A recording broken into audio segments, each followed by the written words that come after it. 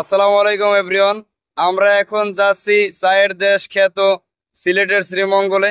আর আমার সঙ্গী হয়েছেন আজকে আমার দুজন ফ্রেন্ড, মোহাম্মদ মেহেদি হাসান এবং মোহাম্মদ অলিউল্লাহ। আজকে আপনাদেরকে এই ভিডিওর মধ্যে জানাবো কিভাবে একদিনে নরসিংদী থেকে শ্রীমঙ্গল গিয়ে ঘুরে আবার ব্যাক করতে পারেন এবং কত খরচ হয়। সম্পূর্ণ গাইডলাইন আপনাদেরকে এই ভিডিওর মাধ্যমে দেওয়ার চেষ্টা করব। বন্ধুরা, যেহেতু নরসিংদী থেকে সরাসরি শ্রীমঙ্গলের উদ্দেশ্যে কোনো ট্রেন ছেড়ে যায় না, তাই আজকে আমাদেরকে আগে যেতে হবে ভৈরব জংশনে। ওইখান থেকে আমরা 8টা বাজে ট্রেনে উঠবো। তো আপনারা পাশেই থাকবেন, ভিডিওটি শেয়ার করে সম্পূর্ণ দেখবেন এবং পারলে চ্যানেলটি সাবস্ক্রাইব করে দিবেন।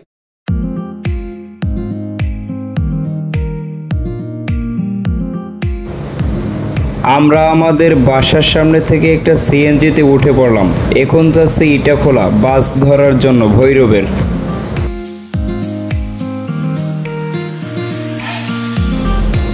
বন্ধুরা, চলে আসলাম ইটাখোলা। এখান থেকে ভৈরবের বাসে উঠবো আমরা।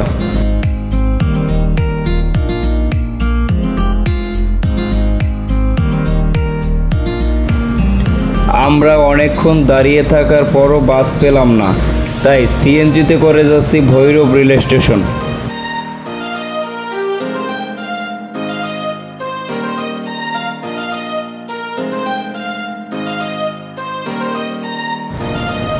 বন্ধুরা, আমরা চলে আসলাম ভৈরব বাজার। সময় লেগেছে 50 মিনিট সিএনজিতে, ভাড়া জন প্রতি 70 টাকা করে।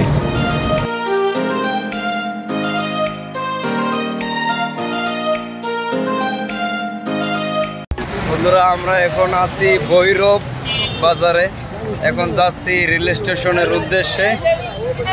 তো ওইখান থেকে আমাদের 8টা বাজে ট্রেন মিশুকে করে এখন যাচ্ছি রেল স্টেশন। এখন টিকিট কাউন্টারের দিকে যাচ্ছি আমরা টিকিট কাটার জন্য।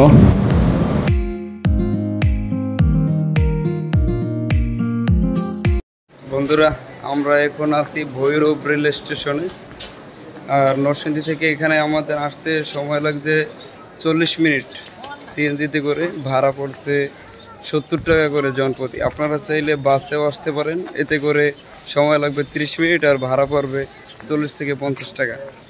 তো 8টা বাজে আমাদের ট্রেন, টিকিট কেটে ফেলেছি। তো দেখা হচ্ছে। ঝড়ের বেগে চলেছে ঢাকা থেকে ছেড়ে আসা চট্টগ্রামগামী ট্রেন চট্টলা এক্সপ্রেস।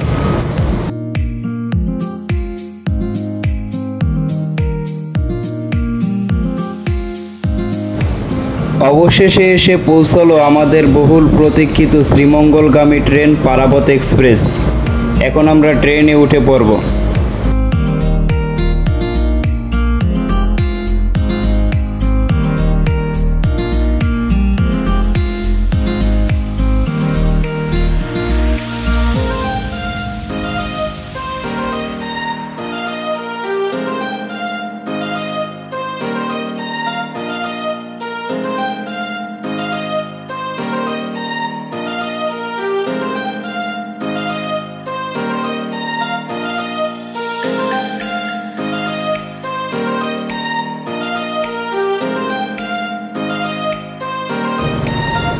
যেতে যেতে আমরা উপভোগ করলাম ভৈরব, কিশোরগঞ্জ, ব্রাহ্মণবাড়িয়া, হবিগঞ্জের দিগন্ত জোড়া ফসলের মাঠ এবং প্রাকৃতিক সৌন্দর্য।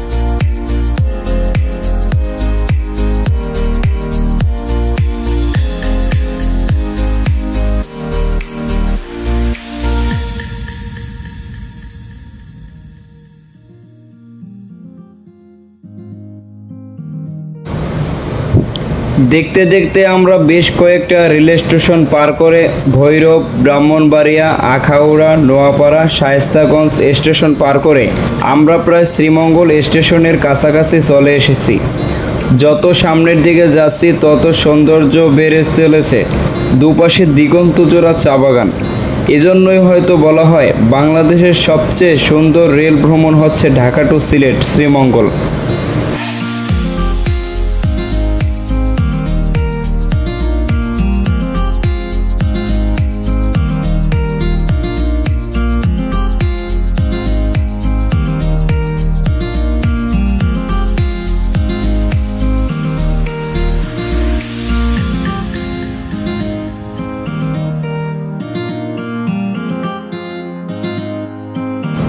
কখনো সমতল ভূমিতে দিগন্তজোড়া চা বাগান তো কখনো পাহাড়ের উপরে চা বাগান।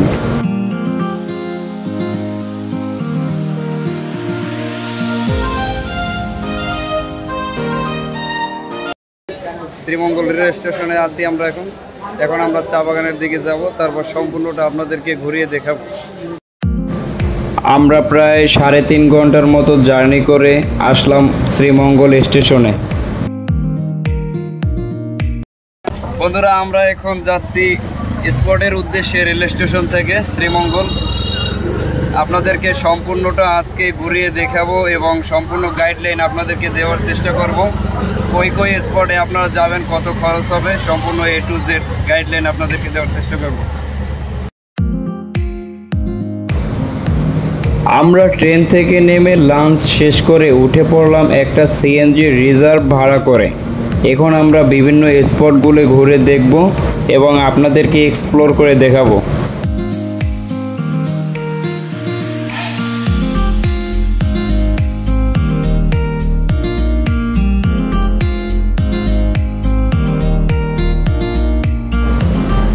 স্পটের উদ্দেশ্যে যাওয়ার পথেই চোখে পড়ল রাস্তার দুই পাশে দিগন্তজোড়া চা বাগান। এক ঝলক দেখে চোখ দুটো জুড়িয়ে নিলাম।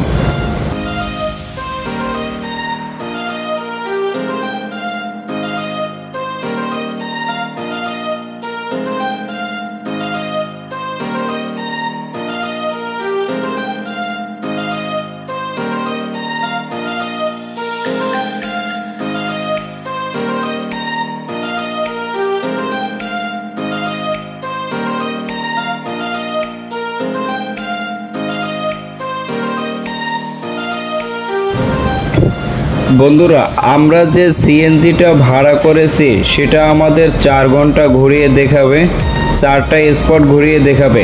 ভাড়া 1100 টাকা 3 জনার। সিএনজি ড্রাইভার মামার ব্যবহারটা খুবই চমৎকার, খুবই আন্তরিক তিনি। আপনারা যারা শ্রীমঙ্গল আসবেন ঘুরতে, যদি সিএনজি ভাড়া করে 3 থেকে 5 জন ঘুরেন, তাহলে এই ড্রাইভার ভাইয়ের সাথে কথা বলতে পারেন।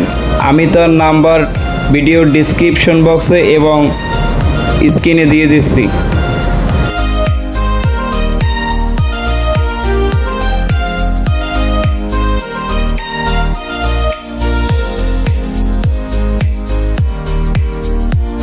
এটা হচ্ছে পিসের মোড় চায়ের দোকান। আমরা এখন এখান থেকে চা খাবো।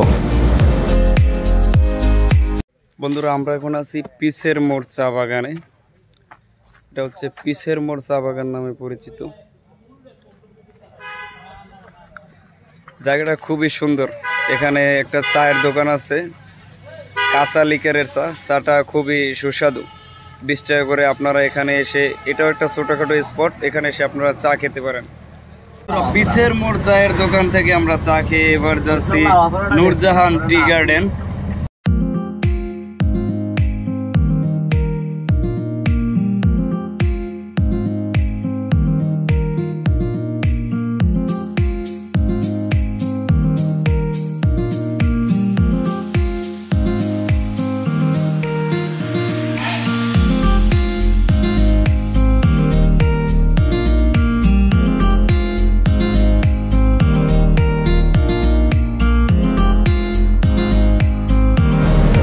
নূরজাহান চা বাগানে যেতে যেতে আমাদের চোখে পড়ল রাস্তার দুই পাশে ছোট ছোট পাহাড়ে অসংখ্য লেবু গাছ এবং আনারস গাছ লাগানো।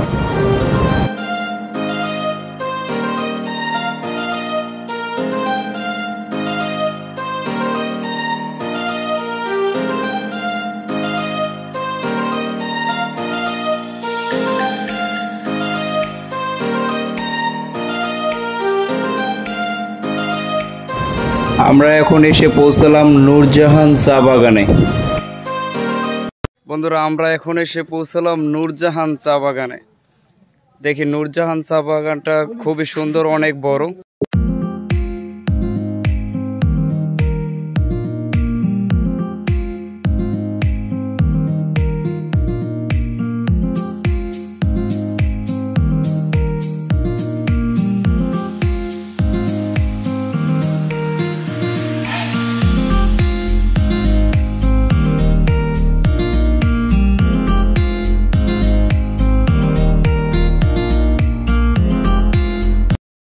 আমরা নূরজাহান টি গার্ডেনের ভিতরে ঢুকতে চাইলাম, কিন্তু একজন লোক বলল যে না, এখানে ঢোকা যাবে না, কর্তৃপক্ষের নিষেধ আছে।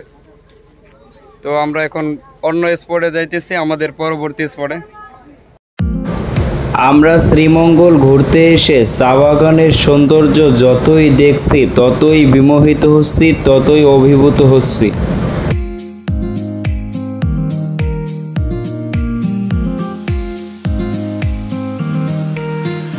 বন্ধুরা আমাদের নূরজাহান চা বাগানের মেইন গেট দিয়ে ঢুকতে দিল না, তাই আমরা সাইডে আর একটা লোকাল গেট দিয়ে ঢুকছি নূরজাহান চা বাগানের ভিতরে।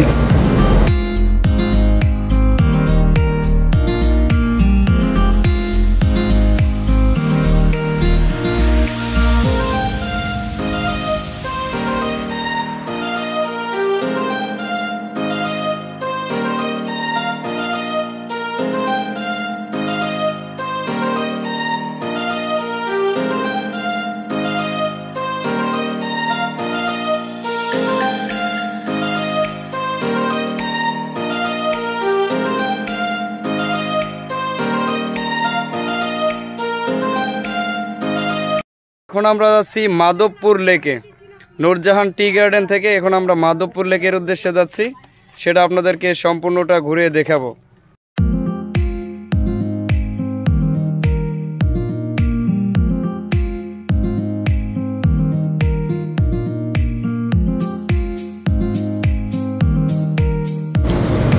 শ্রীমঙ্গল চায়ের রাজধানী নামে খ্যাত। এটি বাংলাদেশের উত্তর পূর্ব প্রান্তে অবস্থিত একটি উপজেলা, যা সিলেট বিভাগের মৌলভীবাজার জেলার দক্ষিণ পশ্চিম প্রান্তের অন্তর্গত হাইল হাওরের পাশে 425.15 বর্গ কিলোমিটার এলাকা জুড়ে অবস্থান করছে। শ্রীমঙ্গল উপজেলার 43.34% জায়গা জুড়ে রয়েছে চা বাগান। শ্রীমঙ্গলের 184.29 বর্গ কিলোমিটার 71.15 বর্গ মাইল অঞ্চল অর্থাৎ 43.34%ই চা বাগান অধ্যুষিত অঞ্চল। পাহাড়, রেইন ফরেস্ট, হাওর আর সবুজ চা বাগান রয়েছে এই অঞ্চলে। এ কারণে শ্রীমঙ্গলে গড়ে উঠেছে 5 তারকা মানের হোটেল সহ অনেক আবাসিক হোটেল এবং রেস্তোরাঁ। বন্ধুরা আমরা অবশেষে এসে পৌঁছালাম মাধবপুর টি গার্ডেনে। তো মাধবপুর টি গার্ডেনটা খুবই সুন্দর, মনোমুগ্ধকর একটি জায়গা, নিরিবিলি, বিশাল বড় এলাকা জুড়ে চা বাগান। তো সম্পূর্ণটা আপনাদেরকে ঘুরিয়ে দেখাবো। মাধবপুর টি গার্ডেনটা বেশ বড় এলাকা জুড়ে বিস্তৃত।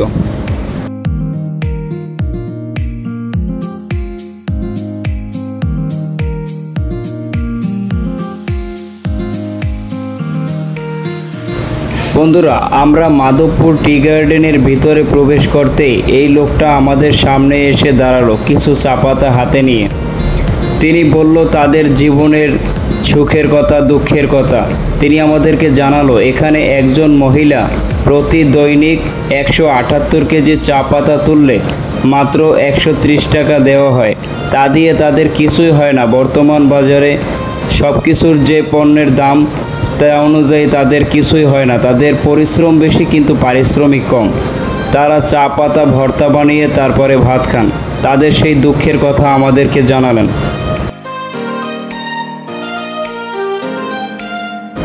বন্ধুরা এটা হচ্ছে মাধবপুর টি গার্ডেনটা যে রক্ষণাবেক্ষণ করেন, দেখাশোনা করেন সেই ম্যানেজারের বাড়ি, বাংলো বাড়ি।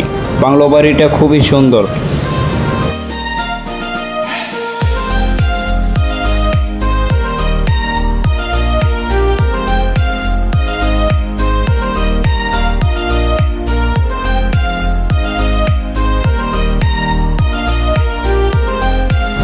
বন্ধুরা এখানে দেখুন কত বড় বড় চা গাছ। আমি এর আগে কখনো এত বড় বড় চা গাছ দেখিনি। তো আমরা প্রথম ভেবেছিলাম, দেখে দূর থেকে ভেবেছিলাম এগুলো হয়তো কমলা গাছ, পরে কাছে গিয়ে দেখি যে না, এগুলো চা গাছ।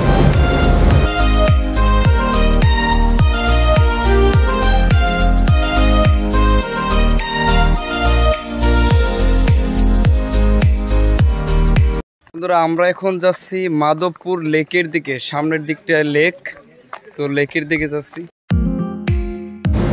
আমরা এসে পৌঁছালাম এখন মাধবপুর লেকের সামনে। লেকটা বেশ বড় এরিয়া নিয়ে একটা লেক, পাশে চা বাগানও রয়েছে অনেক সুন্দর, বিশাল বড় এরিয়া জুড়ে একটি লেক। এখানে শত শত পর্যটক ঘুরতে আসে। লেকের ভিতরে রয়েছে অসংখ্য পদ্ম ফুটে রয়েছে, খুবই সুন্দর মনোরম একটা পরিবেশ এখানে।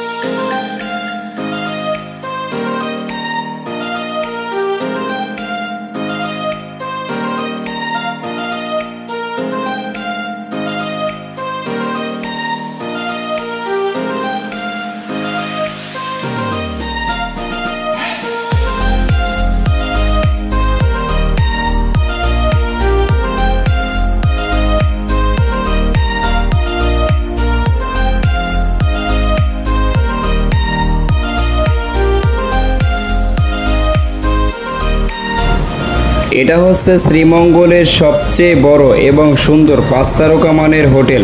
এখানে দেশি বিদেশি সকল পর্যটক এসে এখানে রাত্রি যাপন করে। হোটেলটির নাম গ্র্যান্ড সুলতান টি রিসোর্ট। এটি শ্রীমঙ্গল স্টেশন থেকে 1 কিলোমিটার দূরে অবস্থান করছে।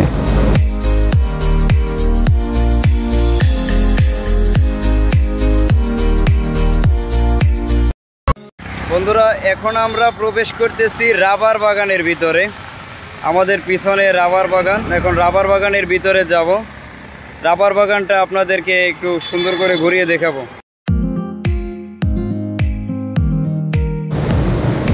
আমরা এখন আছি রাবার বাগানের ভিতরে। রাবার বাগানটা বিশাল বড় এরিয়া জুড়ে। এখানে অসংখ্য রাবার গাছ রয়েছে, হাজার হাজার রাবার গাছ রয়েছে। সিজনে এই রাবার গাছ থেকে খেজুর গাছের মতন কেটে পাত্রতে রাবার সংগ্রহ করা হয়।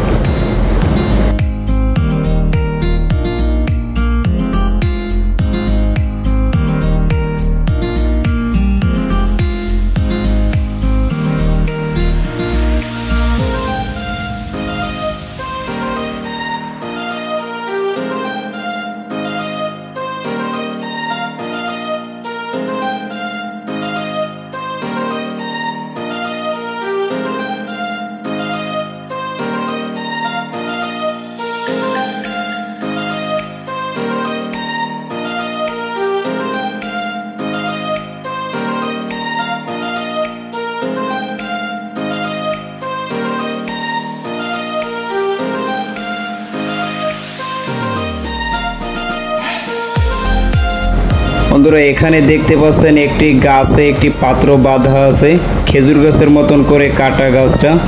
তো এখন বর্তমানে রাবার পড়তেছে না, তাই পাত্রগুলো সব উল্টিয়ে রাখা হয়েছে। প্রতিটা গাছে এক একটা পাত্র বাঁধা আছে। আবার যখন গাছ কাটা হবে নতুন করে, তখন আবার এখান থেকে রাবার সংগ্রহ করা হবে।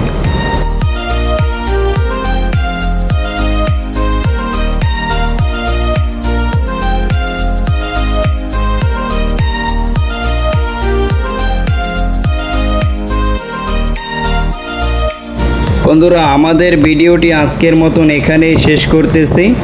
যদি আপনাদেরকে ভিডিওটা ভালো লেগে থাকে তাহলে ভিডিওটি শেয়ার করবেন, আর চ্যানেলটি সাবস্ক্রাইব করার অনুরোধ রইল সবাইকে। সবাই চ্যানেলটি সাবস্ক্রাইব করে পাশে থাকবেন।